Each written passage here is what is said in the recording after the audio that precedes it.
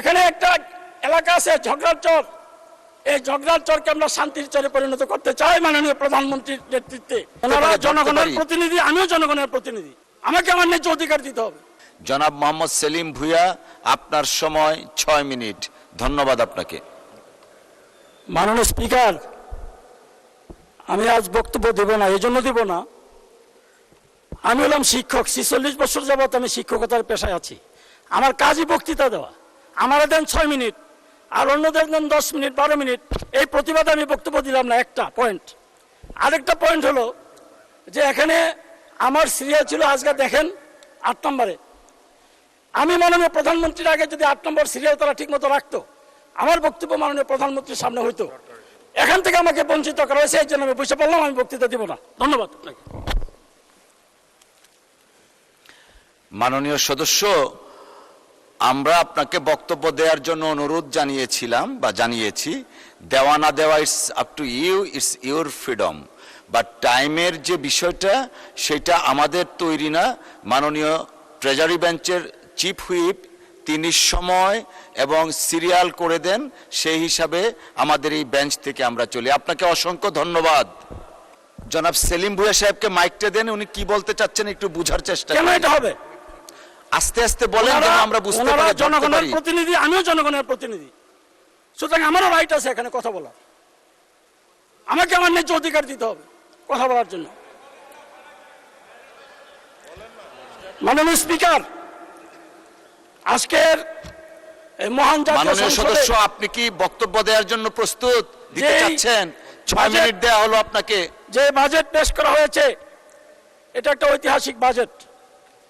এই বাজেটের জন্য মাননীয় প্রধানমন্ত্রী এবং মাননীয় অর্থমন্ত্রীকে ধন্যবাদ জানাচ্ছি। এই ঐতিহাসিক বাজেটের উপর বক্তব্য রাখার সুযোগ পেয়েছি, কিন্তু মন খারাপ, ভালোভাবে দিতে পারতেছি না। আজকে এই শিক্ষা খাতকে সর্বোচ্চ অগ্রাধিকার দেওয়ায় আমি আবারও মাননীয় প্রধানমন্ত্রীকে এবং অর্থমন্ত্রীকে ধন্যবাদ জানাচ্ছি। বিগত 17 বছর ফ্যাসিস্ট সরকার শিক্ষা খাতকে ধ্বংস করে দিয়েছে। এই শিক্ষা খাতের উপর যেহেতু সর্বোচ্চ বাজেট, এই জন্যই আমার একটু বক্তব্য বেশি দেওয়ার প্রয়োজন। এই শিক্ষা খাতের বাজেটটা যাতে ঠিক মতো কাজে লাগানো হয়, কারণ এই শিক্ষা খাতে আগে যে বাজেট রাখা হয়েছিল সেই বাজেটে দেখা যায় যে সবচেয়ে বেশি বরাদ্দ রাখা হয়তো প্রশিক্ষণে, শিক্ষকদের প্রশিক্ষণ। মাননীয় স্পিকার, আপনি শুনলেও অবাক হবেন, এই যে শিক্ষকদের প্রশিক্ষণের জন্য যে বাজেট রাখা হতো, শিক্ষার উন্নয়নের জন্য না, শিক্ষকদের প্রশিক্ষণের জন্য। এই প্রশিক্ষণে শিক্ষকদেরকে না পাঠিয়ে আমরারা এই প্রশিক্ষণে যাইতো, শিক্ষকদের প্রশিক্ষণে, এবং আমরারা এই শিক্ষকদের প্রশিক্ষণে গিয়ে তাদের আত্মীয় স্বজনকেও সেই প্রশিক্ষণে নিত শিক্ষকের নাম দিয়ে। এবং সেখানে তারা যে ট্রেনিং নিয়ে এসে, আমরারা দেখা গেছে যে একজন উপসচিব প্রশিক্ষণ নিয়ে আসছে, উনি প্রশিক্ষণ নিয়ে এসে 2 মাস পরে তাকে বন মন্ত্রণালয়ে ট্রান্সফার করে দিছে। এখন উনি ছাত্রদের প্রশিক্ষণের জন্য যে ট্রেনিং নিয়ে আসলো, সেই ট্রেনিং কি উনি বাঘকে শিখাবে, না ভাল্লুককে শিখাবে, না সাপেরে শিখাবে? এটা প্রশ্ন। এই ধরনের বাজেটকে যাতে অপচয় করা না হয়, আর যাতে এই ধরনের মানে দুর্নীতি শিক্ষা খাতে না হয়, সেটাকে দেখতে হবে। এখানে আপনার আমাদের এত বড় মানে রিস্ক নিয়েছেন এই সরকার যে কিভাবে শিক্ষার উন্নয়ন করা যায়। আপনি দেখেন, এই একটা পত্রিকায় লেখা আছে, পাঠ্য বই মুদ্রণে এনসিটিভিতে ফের সক্রিয় আওয়ামী সিন্ডিকেট। কেন আমাদের কি লোক নাই? আওয়ামী সিন্ডিকেটদের কাছে কেন? এখানে পরিষ্কার বলা আছে যে সবচেয়ে বেশি বিতর্কিতদের মধ্যে আছে এনসিটিভি সচিব অধ্যাপক শাহ মোহাম্মদ ফিরোজ আল ফেরদৌস। তিনি আওয়ামী লীগের শিক্ষামন্ত্রী, দীপুমনির ঘনিষ্ঠ পানি জাহাঙ্গীর, শাহিদুল কবির, রতন কুমার, নিজামুল হক সিন্ডিকেটেরও সক্রিয় সদস্য ছিলেন। এখন তাকে আবার এখানে কেন এই সুযোগটা দেওয়া হলো? এটা আমার আপনার মাধ্যমে প্রশ্ন। এবং ক্ষুদ্র মাঝারি প্রেসকে এখানে, যারা আমাদের দেশের এই ক্ষুদ্র মাঝারি প্রেসকে এখানে বঞ্চিত করে এখানে প্রায় 2000 কোটি টাকার মুদ্রণ কাজ ভাগ-বাটোয়ারা করা হচ্ছে। এটা তদন্তে দেওয়া হোক, এবং তদন্তে দেওয়া হলে দোষী ব্যক্তিদের বিরুদ্ধে এখানে শাস্তিমূলক ব্যবস্থা করা হোক।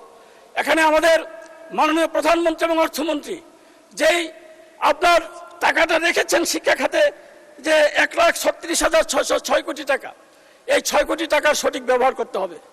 এখানে দেখা যায় কারিগরি শিক্ষার কথা বলা হয়েছে মাননীয় স্পিকার, কারিগরি শিক্ষা, কর্মমুখী শিক্ষার কথা প্রাধান্য দিয়েছেন আমাদের মাননীয় প্রধানমন্ত্রী, কিন্তু এই কর্মমুখী শিক্ষায় আপনার এখানে এটার উপর আসলে কোনো গুরুত্ব দেওয়া হচ্ছে না। এখানে শিক্ষা প্রতিষ্ঠান যদি আপনি চালু না করেন, নতুনভাবে যদি আপনার কারিগরি শিক্ষা প্রতিষ্ঠান গড়ে তোলা না হয়, তাহলে তো আপনার কিভাবে এই শিক্ষার মান উন্নয়ন করবেন আপনি কারিগরি শিক্ষার? সুতরাং এই কারিগরি শিক্ষার উন্নয়নের জন্য যে সমস্ত শর্ত দেওয়া হয়েছে শিক্ষা প্রতিষ্ঠান গঠন করার জন্য, তৈরি করার জন্য, সেই শর্তগুলি কিছুটা শিথিল করে কারিগরি শিক্ষা প্রতিষ্ঠানের সংখ্যা এখানে বাড়াতে হবে। এখানে এনটিআরসি নামক শিক্ষা মন্ত্রণালয়কে শিক্ষক নিয়োগের জন্য যে একটা আপনার এনটিআরসি বিগত সরকারের সময়, বিএনপি সরকারের সময় এনটিআরসি করা হয়েছিল শিক্ষকদের একটা রেজিস্ট্রেশন দেওয়ার জন্য, কিন্তু এই রেজিস্ট্রেশন কর্তৃপক্ষ এখন মানে কয়েক হাজার নকল সার্টিফিকেট দিয়েছে। এখন এই নকল সার্টিফিকেটধারীরা, এই যে একটা পরীক্ষা নেওয়ার একটা প্রক্রিয়া চলছে, নকল সার্টিফিকেটধারীরা এখন এই পরীক্ষা দেওয়ার সুযোগ পাইতেছে। এই জন্য আগে নকল সার্টিফিকেটধারী যারা, তাদেরকে বাইর করতে হবে। আমরা চাই যোগ্যতা সম্পন্ন, মেধা সম্পন্ন শিক্ষক নিয়োগ করা হোক, কিন্তু সেটা স্বচ্ছ প্রক্রিয়ার মাধ্যমে। কিন্তু এনটিআরসির যে বর্তমান সিস্টেম, এই সিস্টেমে মাননীয় আইনমন্ত্রী যদি এখানে থাকেন, ওনাকে আমি জানাতে চাই যে আইনের কোথাও বলা নাই এনটিআরসি শিক্ষক নিয়োগ দিতে পারবে। যেহেতু আইনে বলা নাই, সুতরাং এটা কিভাবে তারা শিক্ষক নিয়োগ দেবে? এই জন্য শিক্ষক নিয়োগের জন্য একটা মিনি আপনার কমিটি গঠন করা হোক, যে বিসিএস এর আদলে, যাতে প্রকৃত এবং মেধা সম্পন্ন শিক্ষকরা আমরা এখানে নিয়োগ পেতে পারি।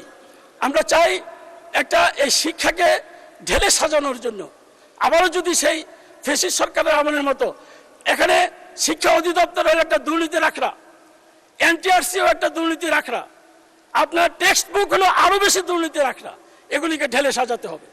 এগুলিকে ঢেলে সাজানো না হলে আমরা কিন্তু আগের অবস্থায় থাকব এবং জাতির কাছে আমাদের উত্তর দিতে হবে। এবং আমাদের মাননীয় প্রধানমন্ত্রীর যে প্রত্যাশা, হাজার হাজার কোটি টাকা, 1,36,000 কোটি টাকা শিক্ষার জন্য বরাদ্দ রেখেছেন, আজকে আমার মাননীয় প্রধানমন্ত্রী কেন বিতর্কিত হবে? উনি তো করেছেন এদেশের শিক্ষার উন্নয়নের জন্য। সেই জন্য আমি চাই যে বেসরকারি শিক্ষকদের যে চাকরি জাতীয়করণ, আমাদের মাননীয় একজন সংসদ সদস্য বলেছেন, এটা কিন্তু 2010 সনের 12ই মে চীনমূর্তি সম্মেলন কেন্দ্রে তৎকালীন বিরোধী দলের নেত্রী, সাবেক প্রধানমন্ত্রী আমাদের মা মরহুমা বেগম খালেদা। মাননীয় সদস্য, আপনাকে আরো 3 মিনিট সময় বৃদ্ধি করা হলো। আমি যদি সরকার গঠন করতে পারি, এদেশের শিক্ষকদের চাকরি জাতীয়করণ করব। ওনার এই ঘোষণার সময় আজকের যিনি আমাদের মাননীয় মহাসচিব বিএনপি বাংলাদেশ জাতীয়তাবাদী দলের, সেখানে উনি ছিলেন, মাননীয় শিক্ষামন্ত্রী তৎকালীন ডক্টর উসমান ফারুক সাহেব ছিলেন, খায়রুল কবির খোকন সাহেব ছিলেন, আমানুল্লাহ আমান সাহেবরা ছিলেন, জয়নুদ্দিন ফারুক সাহেব সেদিন ছিল। সুতরাং আমি চাই মাননীয় প্রধানমন্ত্রীর যে ঘোষণা, সেই ঘোষণার বাস্তবায়ন করতে হবে। নন এমপি শিক্ষকদেরকে এমপিভুক্ত করতে হবে এবং এফতাদিয়া মাদ্রাসার শিক্ষকদেরকেও এমপিভুক্ত করার আওতায় আনতে হবে। সুতরাং এই বিষয়গুলি যদি আমরা না আনি, শিক্ষায় আমরা বলবো যে শিক্ষার উন্নয়নের কথা বলবো, শিক্ষকদেরকে অভুক্ত রেখে তো শিক্ষার উন্নয়ন করা যাবে না। শিক্ষা যদি জাতির মেরুদণ্ড হয়, শিক্ষক হবে শিক্ষার মেরুদণ্ড, সেই শিক্ষকদেরকে অভুক্ত রাখা যাবে না।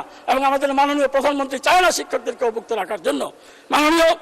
মাননীয় স্পিকার, আজকে যেহেতু আমার সময় কম, আমি যদি আগের নির্ধারিত 8 মিনিট পাইতাম, আপনি 2 মিনিট দিলে 10 মিনিট হতো, এখন পাইলাম 9 মিনিট, আরো 1 মিনিট কম আছে আমার। তো যাই হোক, আমি আমার নেতা শহীদ প্রেসিডেন্ট জিয়াউর রহমান, উনি শিক্ষাকে গুরুত্ব দিয়েছিলেন। বেগম খালেদা জিয়া আমাদের মা, উনি শিক্ষাকে গুরুত্ব দিয়েছিলেন। আমাদের নেতা, আমাদের মাননীয় প্রধানমন্ত্রী, উনি শিক্ষাকে গুরুত্ব দেওয়ার জন্যই কিন্তু উনি শিক্ষা খাতে সর্বোচ্চ বরাদ্দ রেখেছেন। আমরা চাই এই বরাদ্দটা আগামী 5 বছরের ভিতরে জিডিপির 5% উন্নীত করা হোক এবং 5% উন্নীত করে আমাদের এই সমস্যাগুলি দূর করতে হবে। মাননীয় স্বরাষ্ট্রমন্ত্রী এখানে আছেন, আমাদের যে পুলিশ, আমার যে এলাকা, সেই এলাকার পুলিশ প্রশাসন, তাদেরকে যদি বলা হয় যে ইয়াবা ব্যবসায়ীদেরকে ধরেন, ওনারা বলে কিভাবে ধরবো, আমার তো নাই, ওই যে গাড়ি নাই, পরিবহন নাই, তাদেরকে গাড়ি দেন প্রয়োজনে, কিন্তু তাদেরকে ধরার একটা ব্যবস্থা করেন এই মাদক সেবনকারীদের। কিন্তু মাদক সেবন যারা করে, আমাদের পুলিশ বাহিনীর অনেক সদস্য এর মধ্যে জড়িত, ডিলার ব্যবসায়ীদের সাথে তারা সরাসরি জড়িত। সুতরাং এই পুলিশকে, এই পুলিশ তো আওয়ামী লীগের পুলিশ, এই প্রশাসন ইউনো ডিসি যারা আছে তারা আওয়ামী লীগের ইউনো ডিসি, তাদেরকে কি করা হয়েছে, হয়তো মতিঝিল থানা থেকে ট্রান্সফার করে আপনি নারায়ণগঞ্জ থানায় দিয়েছেন, কিন্তু এরাই তো, এদের ভিতর থেকে আওয়ামী লীগের গন্ধ যায় নাই। সেই জন্য বাংলাদেশ জাতীয়তাবাদী দলকে বিতর্কিত করার জন্য, বর্তমান সরকারকে বিতর্কিত করার জন্য পুলিশ কাজ করছেন, এই প্রশাসন কাজ করছেন। আমাদের এমপিদের কথা তারা শোনে না, তারা তাদের কাজ দিয়ে ব্যস্ত থাকে। সুতরাং সত্যিকার ভাবে যদি এই বাজেট বাস্তবায়ন করতে হয়, তাহলে এই প্রশাসনকে এবং এই পুলিশ বাহিনীকে জেলে সাজাতে হবে। এই পুলিশ দিয়ে বাংলাদেশের কখনো মঙ্গল আমরা আশা করতে পারি না। মাননীয় স্পিকার, আমার এলাকার রাস্তাঘাটের জরাজীর্ণ অবস্থা, এই ভাটাইচর থেকে হোমনা যাওয়ার যে রাস্তা, সেই রাস্তার অধিকাংশ অংশই ভাঙ্গা এবং তিতাসের অনেক অংশই ভাঙ্গা। তিতাসে আরেকটা মিনিট দেন আমাকে, 7 মিনিট হয়েছে, 7 সেকেন্ড আছে, আরেকটা মিনিট আগে থেকে দেন, আমি শেষ করে দেবো 1 মিনিটের মধ্যে। আমার এলাকায় 1 মিনিট দেয়া হলো, শেষ করেন তারপরেও। হ্যাঁ, এখানে একটা এলাকা আছে ঝগড়ার চর, এই ঝগড়ার চরকে আমরা শান্তির চরে পরিণত করতে চাই মাননীয় প্রধানমন্ত্রীর নেতৃত্বে। এবং এই তিতাস নদীর পরে এখান থেকে আপনার এই গ্রামটি সম্পূর্ণ একটা দ্বীপ এলাকা, বিচ্ছিন্ন এলাকা। এখানে আমাদের মাননীয় এলজিআরডি মন্ত্রী, মাননীয় মহাসচিব, উনি পদক্ষেপ নিয়েছেন এই নদীর উপর সেতু নির্মাণ করার জন্য। সেই জন্য আমি মাননীয় মহাসচিবকে এবং আজকের আমাদের স্থানীয় সরকার যে মন্ত্রী, ওনাকে ধন্যবাদ জানাচ্ছি এবং মাননীয় প্রধানমন্ত্রীকে ধন্যবাদ জানাচ্ছি।